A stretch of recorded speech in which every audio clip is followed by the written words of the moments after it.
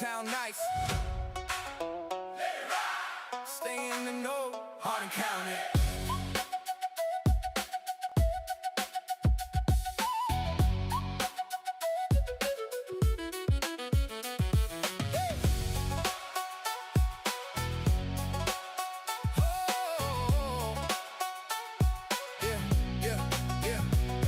Phone on silent, but the county talk loud.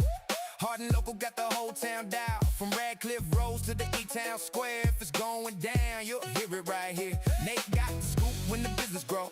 Nate's business buzz, let the whole town know.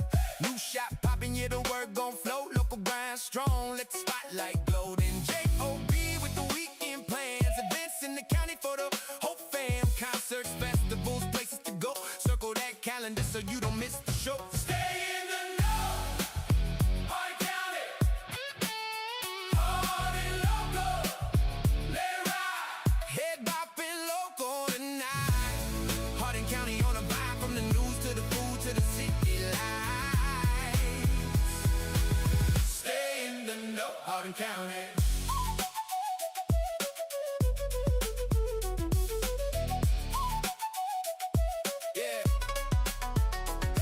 Got the numbers when the market move.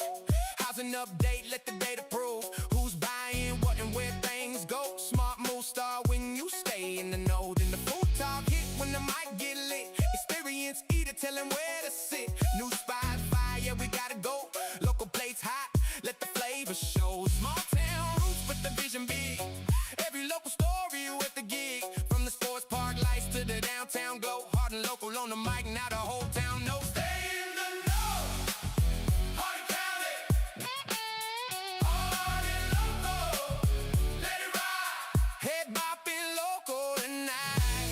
Hardin County on the vibe, from the news to the food to the city lights. Stay in the know, Hardin County. Hardin County.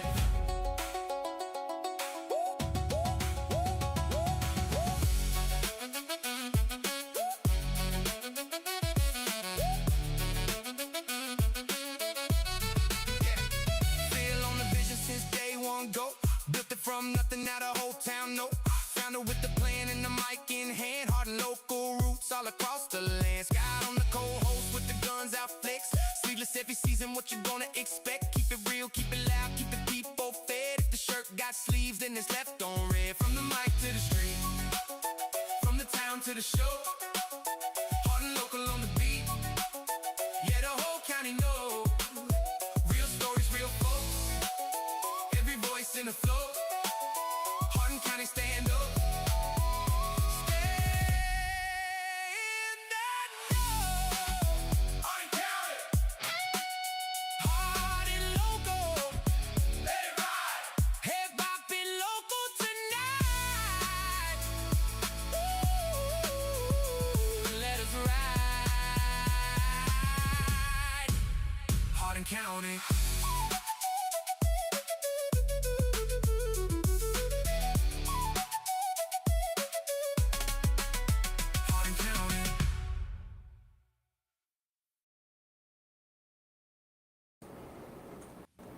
Welcome to Hardin Local election coverage. My name is Phil Tall, and today is a standalone interview. It's our 24th or 25th candidate interview before the May 19th primary. I'm joined by Vincent Thompson, a farmer from right here in the Elizabethtown area who's running in the Democratic primary for United States Senate. This is the first time this seat's been open since 1984. Mitch McConnell won that seat in 1984 and has held it until his retirement, which is coming now. Big thank you up front to our two sponsors who have backed every one of our election interviews this cycle, the Plumbing Doctor and Omni Design Group. Both Hardin County businesses, more on both of them in a few minutes. Vincent, thanks for being here. Every candidate in your race gets the same questions, same order, same time. You ready to dig in? Yes, sir. Appreciate you having me. I'm sorry about, I know supposed to have this done earlier, but I'm just glad to get the opportunity to do it. So, all right, let's get you front and center here. It is all good. We'll get started. This first question you have 90 seconds on. And we know you're running for U.S. Senate, so we just want to know, why are you running for U.S. Senate? So it was a couple of reasons. Yeah, I've practiced this speech multiple times, but the initial reason I decided to run was my wife passed away in 2020, and she had been battling congestive heart failure since 2015. And we were doing everything we could to get her taken care of, and they put a what's called an LVAD in her chest and through surgery, and ended up having some complications with it. Well, after that, that's over a couple of years, and then she was told by her doctors that she needed a heart transplant, plain and simple. So they recommended Vanderbilt. Well, insurance decided that was about the time they were really starting to get their footing under them, and they were able to dictate the care that she was getting rather than the doctors. So she went to UK, which was a state hospital, because that was required of the insurance. And then that was, of course, January 2020. And then March 2020 happened, and everything just kind of went to chaos, not just with her situation, but the world. And then she ended up passing October 11th after just a brutal struggle. So I pretty much hold insurance as a primary responsibility for, the reason she was there. My goal is to get insurance out of healthcare. That should be between the doctor or the nurse, the healthcare professional, and the patient, full stop. Insurance is just supposed to be there to be the buffer and be the payer, and everybody's paying for insurance, so they shouldn't have the kind of control they have over it. And how much more time I got? That's time right there. Okay, good deal. That's the main reason. All right. Well, the next question you have another 90 seconds for, and it kind of ties into it. And it's 4 stories. So what happened in your life that led you to run? So, you have another 90 seconds to continue if you want to finish that up. So in the previous story, that's kind of what led me to this position. But also, so I'm the chairman of the Hardin County Conservation District. That organization was established after the Dust Bowl across the nation to make sure that we didn't have the same problems coming about, that we were maintaining soil integrity and water integrity. So I've served in that position for right at 15 years, I think. Chairman of the board since for about 12 years now, 13 years. And anyway, I got involved at the state level. I got elected as the Area 3 representative, and then the state level had me get involved with the national level in a program called NGLI, Next Generation Leadership Institute. It's this pin right here. And we spent 2024 traveling around the U.S., but 2 main visits were going to D.C., and both times I went to D.C., like, I was a member of a cohort of 5 people. We all met with our senators and representatives, and I met with 8 senators, but 2 of them weren't mine. And I gave them the benefit of the doubt in March, but then we went back in September. Same thing happened, and we were trying to lobby for. There was already $45 billion that was allocated under the IRA bill for agriculture and conservation. We just wanted to make sure that money stayed there, but it was going into the new farm bill. And of course, the farm bill still hadn't coalesced. And I felt like $45 billion was worth a 2-minute conversation. And it just didn't happen that way. So I decided, when I learned Mr. McConnell was retiring, that I was gonna run for the position. And my door would definitely be open to people that were trying to get something accomplished, especially from a local level. All right. That's interesting. What in your background most prepares you to run or to be a senator? So, like I said, I've got the political experience from the Hardin County Conservation District. That's an elected position, and I've been through the process. I know the details of an election, but I also understand the intricacies of lobbying and the importance of being able to get to the positions and the issues before the important people. My history in politics, it starts young. I was in 4-H and FFA. I was I had the position in the elected part of a livestock club, and FFA. I was even though I was way down the list, I was still the historian of the organization, and that's where I really cut my teeth with parliamentary procedure and making sure that people had an equal voice, and make sure that we kept issues front and center and trying to get that stuff accomplished. And it's just carried over into my daily life ever since. So that's my history with politics. It's kind of a long and winding road, but I've definitely dealt with state legislatures and federal legislators. Okay. If voters only remember one thing about why they should vote for you, what is it? The fact that I have put in the work, I've visited as of right now, I think 83 counties across the state. I've all I've done is drive and go to events, and it's been I've made sure to be definitely a boots on the ground grassroots candidate. I've not really garnered a lot of campaign finances. Have had some donors, but it's never been anything above the legal limits, and it's all been pretty much me putting forth my learned experience and traveling across the state and talking to people. I've met thousands of people who have never been in contact with a candidate before, and it's just like, you know, especially the Democrat. Like, I don't understand why we're not putting ourselves out there with the constituents that we're trying to garner support from. Why are we not? Why am I the first one that they've been in? I was down at the corner of Kentucky, like down in the western part. That's Kentucky Island, where you can only access it by going through Tennessee. And I was down there, and some of the people that I was talking to, there's very few families, but they were like, it's been 15, 20 plus years since a candidate has even bothered to visit them. I was like, that's just not acceptable. Like, that's not what I'm running on.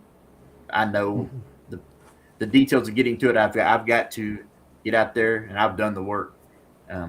But I hope that 82 counties will be enough to secure me at least the primary, because if I get through the primary, then I plan to visit every single one of the 120 counties again. Okay. Quick break. Today's election coverage is brought to you by The Plumbing Doctor, a family-owned Hardin County plumbing company run by Glenn and Tracy Downs right here in Elizabethtown. Over 20 years serving E-Town, Radcliffe, Fort Knox, and Hodgenville. They're fully licensed and insured, 24/7 emergency service, and 10% labor discount for military, first responders, and seniors. Look, showing up to vote on May 19th in the primary is one way to take care of your community. Another is calling your neighbors when your water heater goes out. When your pipes go, call local, call 765-PLUM. That's 765-PLUM. The Plumbing Doctor, experienced, reliable, and affordable. All right, let's say you do, Vincent, get back in. Say you do win during the first 90 days. What's the first concrete thing you do in office? Well, so the main thing is securing the proper team to put the issues forth, because it takes a lot of work to get any bill even remotely ready to go before the Senate. And most people probably don't know this, but a lot of these bills kind of come in prepackaged, and then they're just edited, because there's nothing against, like, people want to give lobbying a bad name, but there are many organizations that are lobbyists that are not moving the needle, swaying the discourse so much. It's just a matter of, it takes a lot to get together. We have 7 million people in the state. Like, it's very hard to get to those issues individually. So you work with these little organizations that are bringing people together. So getting those coalitions together to bring forth constructive, bills that are going to be impacting everyone across the state. That's why it's so important. Like I said, with me going across the state, visiting 82 counties, like, I still haven't gotten the details from every county, but I've proven time and again that I'm going to find out where the information is and which information is credible and which is not, so that I can put forth into decent legislation. All right. The next two questions I'm going to combine because they're both 30-second questions, and they're both related. First part of the question is your campaign self-funded, donor-funded, or a mix? And then after that, where should voters go to learn more about your campaign? So my campaign has been pretty much self-funded, with just a very small handful of people who've decided to contribute. And those are people that kind of believed in me and been involved with me since I was at the national level with the National Association of Conservation Districts. So it's pretty much been me taking care of things, and that, if should I make it through the primary, that will definitely change, because both parties, they don't put their backing behind a candidate until after the primary. So it's been like trying to get cream to rise to the top. Who can do the best with what they're given, and then once the money is freely available, well, then it's time for me to get staff. And then, I'm sorry, what was the second part of the question? Where should voters go? Where can they find me? So my main platform has been through Facebook.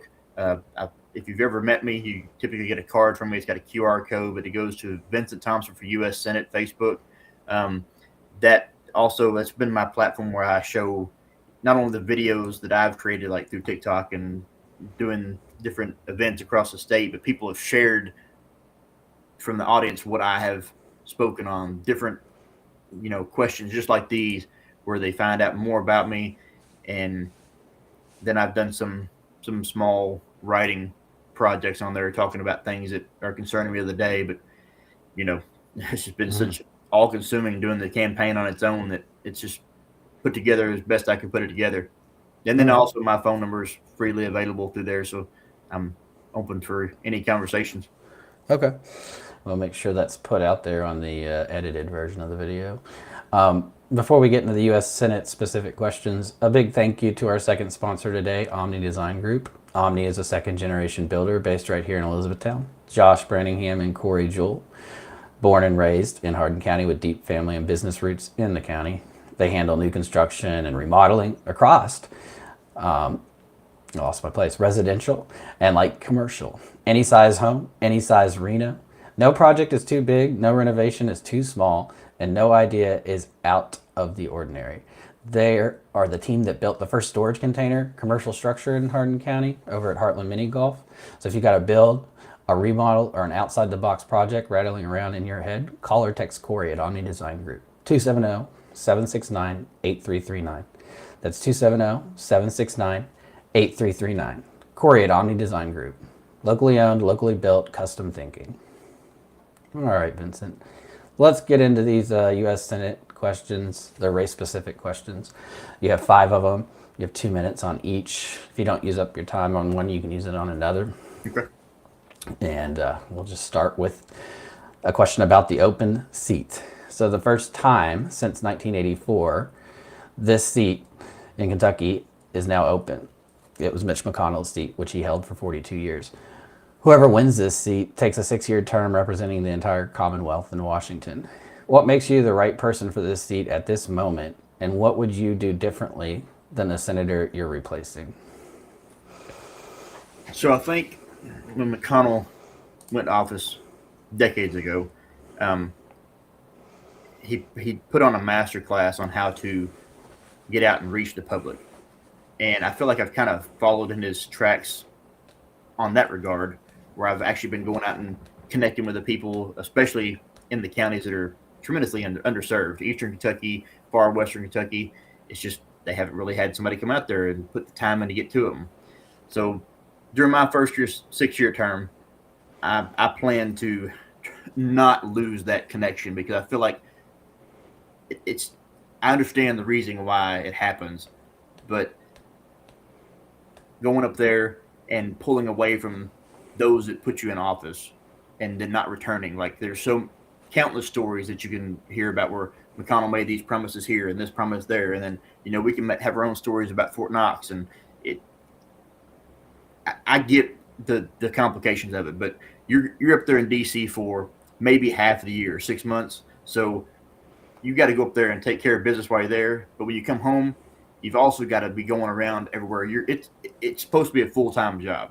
It's not supposed to be, that's your 6-month job and then you're on vacation for 6 months. You got to come home. I've got to get down to, Union County, or I've got to get down to Pike County. From this point in our state, it's 4 hours either direction to get anywhere in the state.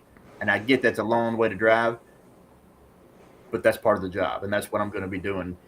Go up there, take care of the business I can get done. People that are going to be visiting there, the lobbyists, put forth bills that are going to be not only beneficial for companies, but beneficial for individuals to have what they need in their daily life. Because so many people across our state especially just do not have the security that they deserve as, basic American citizens.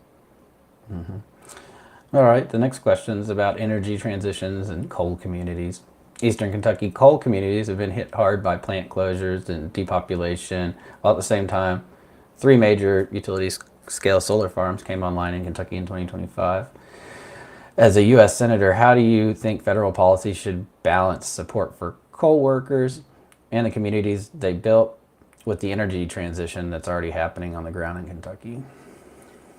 So I worry about the way that energy transition has gone in the state. I'm not anti-solar, but I'm not particularly fond of solar on productive ground. We've already got so many acres in every county that are essentially brownfields. Like, there's if we're going to put effort into solar, which we need to, it needs to be in commercial and industrial um, businesses on their rooftops where they're already in zones that are prepared for some of the eventualities of having solar on the ground. Putting them out in farms, like, and if you're a farmer and that's your business, that's your property rights, you could do that. But there's better ways to be doing it in places where it's going to be, more secure, less runoff, those kind of things. And I get why the solar companies are trying to go out to the farm, because you got this pristine open field that's flat and you're trying to draw in sunshine. But we've got models across the world for rooftop solar, parking lot solar. Like, we have plenty of places across the entire state where people would love to have some type of shade over their car, which would also be beneficial for drawing in solar energy. But as far as the transition from coal, there's been quite a bit of work going into that, where they can. There's been some programs that they can get involved with education, but it still hasn't been thoroughly pushed out throughout most of those counties. We're going to have to put some more dedication into helping these people with their transition. I've been involved with the transition from tobacco and agriculture, from tobacco into other commodities, and I feel like I've got a particular insight into how to do those transitions, especially with funding. All right. Next question is about disaster recovery and federal aid. In 2025, Kentucky took 2 federal major disaster declarations, one for the April storms and the flooding that hit central Kentucky and 30 plus other counties, and one for the May tornadoes across western Kentucky. As a U.S. Senator, how do you see your role in disaster recovery, working with FEMA, the White House, and your counterparts in Congress, so that Kentucky, in the hardest hit places, actually gets the help they're owed? So I think FEMA does a pretty good job in what they do anyway. They've got pretty good regulations, and there typically is enough money allocated. Of course, that's not just allocated through federal government, that's allocated with, state legislators, the governor saying, hey, this really is a problem area, put this money there. But I'm fully in support of maintaining the funding, or even increasing the funding that goes into those areas, because I've personally seen what the effects can be. Going down through eastern Kentucky, I remember way back when we had the floods down there years ago, and like Letcher County, and it was just devastating. These houses that were down in the bottom, the hollers, and my work through the Conservation District, especially through the NRCS, National Resources Conservation Service, they have put forth a buyback program for these at-risk properties and getting these people home, or money for their homes, so that they can rebuild in higher places. And while not having a direct link with that, I have worked with the organizations to get those kind of things accomplished, and I feel totally qualified to continue that same work with FEMA and other organizations, other philanthropists. Okay. The next question is about Fort Knox and the military. Fort Knox is the largest employer in our region. It sits right in Hardin County's backyard, headquarters for Army Human Resource Command, and one of the places that shapes Kentucky's economy every day. Federal military spending, installation infrastructure, and support for military families all run through Washington. What's your approach to making sure Fort Knox and the families stationed there stay supported in the federal budget process? So I feel Fort Knox we're extremely fortunate to have that in our area. Like you said, it brings so many jobs, so much income, so much revenue potential. But they were given a disservice the last time around when they moved the tank division out of there. I'm happy that we've got the HRC, like, that's running a lot of, standardized jobs, but that same fluidity that was once there, having the garrisoned posts, the ones that were coming in and out, the trainings, all that kind of stuff. We have noticed an impact with that, and it's going to take somebody that's familiar with the area, familiar with what the needs are, but also familiar with the military transitioning, because we're slowly transitioning away from boots on the ground military. It's becoming more and more, computer based, and we're probably going to be seeing AI based military operations in the very near future. So we've got to make sure that we have those jobs secured here. And luckily, they did the investment with the HRC, where we have the companies, the contractors that are doing a lot of this work. A lot of these computer contractors, I've got family that's done it, and just keep that stuff, keep that funding there. It's a very centralized location in the country, kind of fairly easy to get to all points through, air traffic and things like that. So I'll continue to do what I feel like works, and I'm always open to suggestion from people that are directly impacted by that. Like I've done with the race, is like you got to get to the people that it's affecting the most to learn what can be done better and what needs to stay the same and what needs to be gotten rid of. Okay. All right, we're down to the last question. So the way that I've been doing this is I ask the last question, and you have 2 minutes to answer it, and then after that I'll close us out for my part. But then I'm going to kick it back to you for a 90-second elevator pitch why people should vote for you. And then once we're done, I'll end the live stream, and just stay on it until we talk after it's over for a second. All right, so here we go. Sounds good. Last question is about working across the aisle. The U.S. Senate is a 100-member body where almost nothing passes without 60 votes. How do you build working relationships across the aisle? And also with Kentucky's other senator, Rand Paul, whose approach may be different from yours, especially when you disagree on substance or policy. So I feel like I thrive in this atmosphere. I've grown up, I'm a Democrat, but I have worked with countless Republicans across, not only through conservation, but through many other avenues throughout the county, getting things that are important to Hardin County accomplished. You have to be able to work across the aisle. That's just, I've spoken on this multiple times, especially when I'm in all Democratic places. Like, how can you work with somebody that when you are diametrically opposed on this one issue? It's like that you have to focus on what you have in common. That's been my entire theme going across the state. I've not been trying to be antagonistic and bringing these hot button issues. My issues are healthcare without insurance involvement, which everybody's had a story about that, and taking care of our water and soil, which we all know we have to have clean water and food to survive, and then taking care of special needs children and special needs adults, because we are all seeing the result of these lacking programs putting children into the world that aren't really equipped to deal with the society we're presenting with them. So those are my 3 main points that I've been running on, and I feel like they impact every single one of Kentuckians. Okay. Vincent, thank you for your time and for coming back after the tech trouble we hit a couple weeks ago whenever we tried this the first time. Really appreciate you sitting down with us. For viewers, if you missed where Vincent said voters can learn more, he said his Facebook page, but we'll drop that in the comments after the stream ends, and also we'll put out an edited version of this that'll be on our website that will also have how you can learn more about his campaign.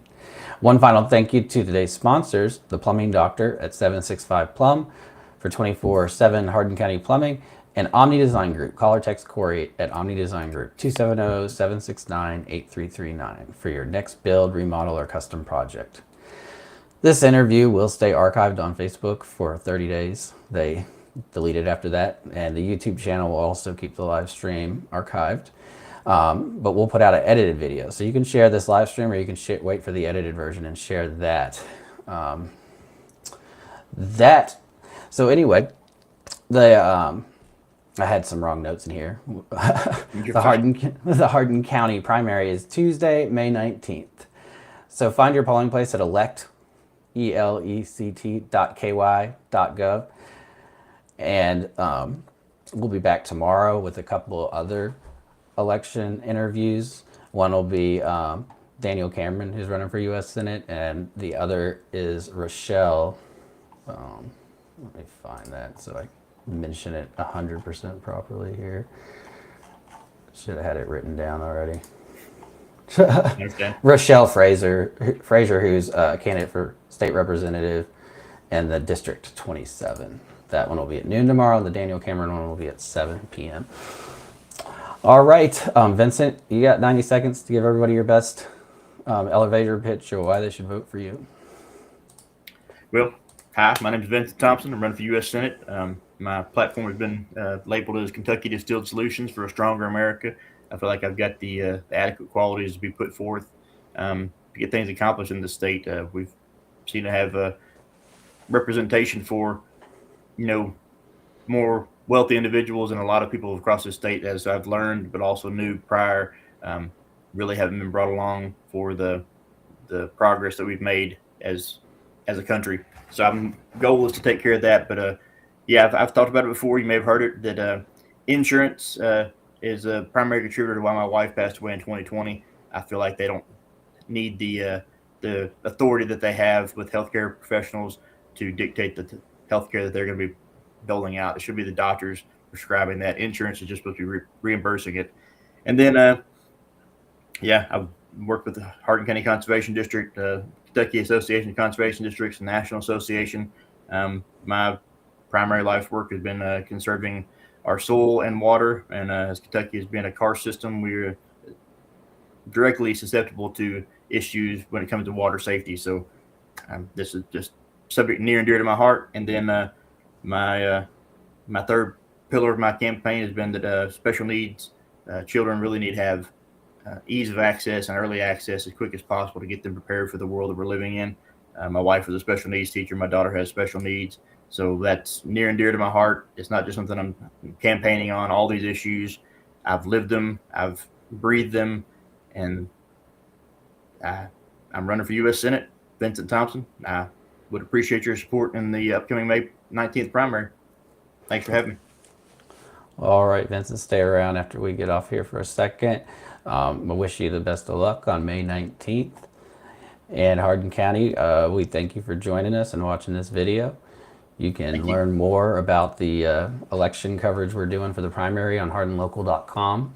At the top section of links, there's a primary election button where you can click and watch all our videos that we've done. We've done 25 now. Have a couple more. So we'll see you tomorrow with Rochelle Fraser and Daniel Cameron. Thanks for having me. Yes, you too. Have a great day.